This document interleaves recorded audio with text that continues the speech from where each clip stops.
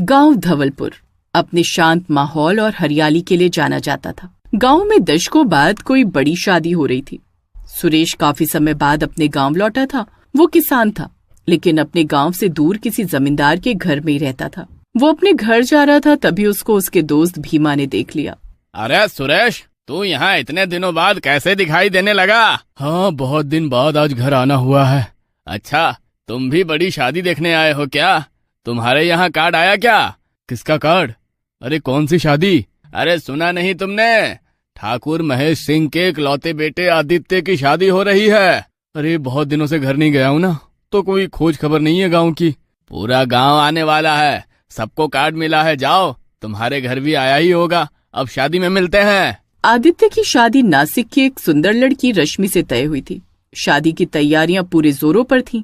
सुरेश भी अपने घर पहुंच चुका होता है और जाते ही अपनी पत्नी सीमा से पूछता है, अरे सुनो, कहाँ हो? सीमा कहाँ गई? जब भी कोई काम हो ये गायब हो जाती है।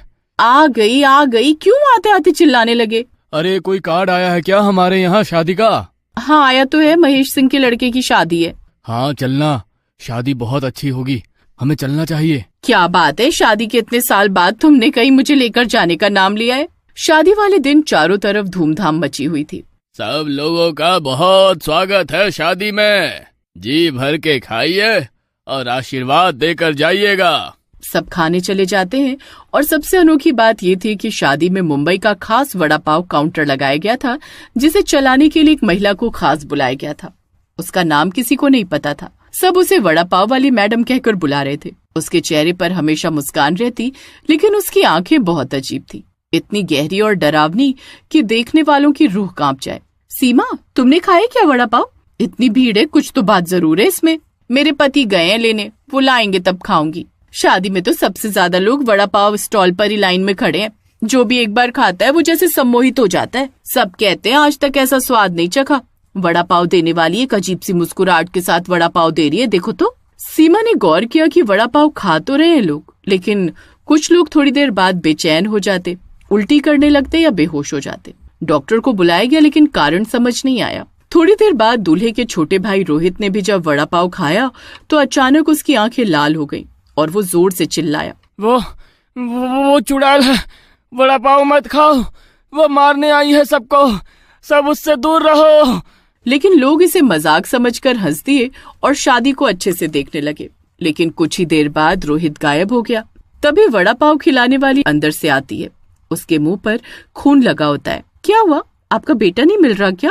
नहीं, रस्में होने वाली हैं, जाने कहाँ चला गया, फोन भी नहीं लग रहा है इसका तो। वड़ा पाव वाली लड़की आती है और धीरे से रोहित की माँ के कान में बोलती है, अब वो आएगा भी नहीं, बेकार में उसका इंतजार मत करो।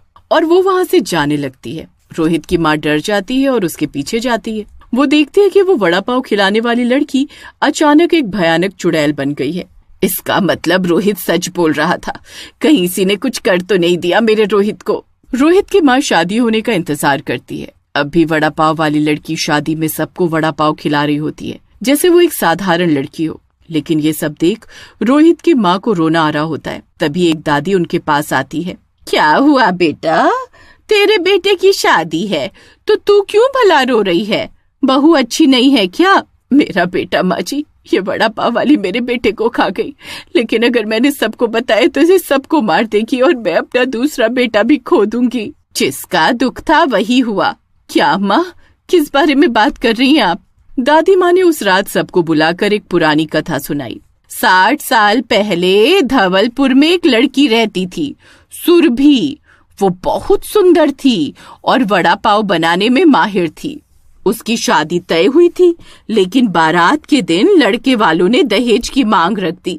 ये तो बहुत आम बात है अम्मा, इससे इसका क्या लेना देना? आगे तो सुनो मेरी बात। रोहित की माँ बिना बोले उसकी बात। लेकिन सुरभि के पिता ने जब मना किया तो सबने मिलकर सुरभि को अपमानित किया और शादी रद्द कर दी। सुरभि ज्यादा किसी से बात भी नहीं करती थी। उसको ये बात दिल पर लग गई। उसी रात सुरभि ने गांव के कुएं में कूदकर जान दे दी। उसके बाद गांव में हर साल कोई न कोई शादी में वड़ा पाव खिलाने वाली एक औरत दिखाई देती थी और फिर कोई न कोई मरता था। लेकिन धीरे धीरे लोग ये भूलने लगे जब से शादी में वड़ा पाव बंद कर दिया गया। हमने वड़ा पाव लगाया, उसकी इतनी बड़ी सजा। रोहित की माँ और रोने लग जाती है। रात के 2 बजे जब बारात शादी के पंडाल से लौट रही थी, तब दूल्हा आदित्य भी गायब हो गया। चारों ओर हाहाकार मच गया। सब जगह ढूंढा गया, लेकिन आदित्य का कोई सुराग नहीं मिला। जिस बात का डर था वही हो गया, मेरा ये बेटा भी चला गया। ये भी मतलब? अरे रोहित कहाँ गया? वो चुड़ैल उसको ले गई। कौन चुड़ैल? क्या बोल रही हो तुम? तभी कोई भाग कर आता है और बताता है कि शादी वाले लॉन के पास बने पुराने स्टोर रूम से अजीब सी हंसी की आवाज आ रही है। ये सब क्या हो रहा है? कोई बताएगा मुझे? लेकिन रोहित के पापा की बात को अनसुना करके लोग भागने लगते हैं। जब लोग वहां पहुंचे तो देखा कि स्टोर रूम का दरवाजा खुला है और वहां पर वड़ा पाव वाली महिला खड़ी है, लेकिन अब उसके बाल खुले हुए हैं। उसके हाथ में आदित्य का सिर था। सबके सामने उसने कहा, वादा किया था, शादी में बुलाओगे तो सबको खिलाऊंगी। गांव में हड़कंप मच गया। पुलिस आई, लेकिन कोई सबूत नहीं मिला। सबूत मिलता भी कैसे? ये किसी इंसान का किया धरा नहीं था, ये तो एक चुड़ैल ने किया था। अगले दिन गांव के मंदिर में पुजारी ने बताया, शादी बड़ी बात होती है, हमें हर बात का ध्यान रखकर चलना चाहिए। अब क्योंकि सुरभि की आत्मा वड़ा पाव के जरिए अपना बदला लेती है, जिस भी शादी में वड़ा पाव बनेगा वहाँ वो आएगी, खिलाएगी और किसी न किसी को ले जाएगी। कभी बस एक को, कभी बहुत लोगों को। अरे लेकिन आपने शादी की तारीख ऐसी क्यों रखी जब इतना बुरा होने वाला था? मैंने तो बताया था, लेकिन महेश नहीं माने। लोगों ने शादी के आयोजक ठाकुर महेश सिंह को दोषी ठहराया कि उन्होंने बिना पंडित से पूछे शादी की तारीख रखी, और वो भी अमावस्या की रात। ये वही तारीख थी जिस रात सुरभि मरी थी। अब कुछ तो करना पड़ेगा जिससे छुटकारा मिले। कुछ साहसी युवकों ने तय किया कि वो इस रहस्य को सुलझाएंगे। उन्होंने उसी स्टॉल पर बचा हुआ वड़ा पाव चखा, लेकिन चखते ही उन्हें दिखने लगा एक और संसार, और सुरभि की आत्मा वहाँ राज कर रही थी। ये कैसी जगह है? गांव के सारे लोग कहाँ गए? उनमें से एक लड़के अर्जुन ने एक घर देखा। उस घर में घुसने पर हर जगह राजू राजू लिखा हुआ था। ये सुरभि की दुनिया है, वो हमें कुछ बताना चाहती है, लेकिन इसकी शादी तो किसी और से होनी थी ना। वो देखो उस दीवार पर। एक दीवार पर 2 छोटे छोटे बच्चे बने होते हैं। एक पर सुरभि लिखा होता है और दूसरे पर राजू। शायद ये राजू ही सुरभि का असली प्यार है। राजू के जाने के बाद उसने फैसला किया होगा किसी और से शादी करने का, लेकिन वहाँ भी अपमान मिला। इसका मतलब हमें राजू को ढूंढना होगा। राजू अब एक वृद्ध था और पुणे में रहता था। जब उसे बुलाया गया और कहानी सुनाई गई तो वो फूट फूट कर रो पड़ा। उसने कहा, मैं सुरभि से प्रेम करता था, लेकिन मैं डर गया था। मैं शादी के दिन भाग गया था। पंडित ने बताया, अगर राजू सुरभि की आत्मा के सामने अपने अपराध को स्वीकार कर ले और वड़ा पाव की जगह उसे उसके पसंदीदा गुलाब जामुन अर्पण करे तो आत्मा को शांति मिल सकती है। गांव के मंदिर में विशेष हवन का आयोजन हुआ। रात को फिर वही आत्मा प्रकट हुई, लेकिन इस बार और भी विकराल रूप में। पूरा गांव थर्रा उठा। सुरभि की आत्मा चिल्लाई, अब मुझसे कोई नहीं बचेगा। तभी राजू सामने आया और हाथ जोड़कर बोला, मुझे माफ कर दो सुरभि, मैं डर गया था। मैंने तुम्हें कभी नहीं छोड़ा था, बस तुम्हारी शादी रोकने की हिम्मत नहीं कर पाया। राजू ने गुलाब जामुन अर्पण की और सुरभि का नाम लेकर प्रार्थना की।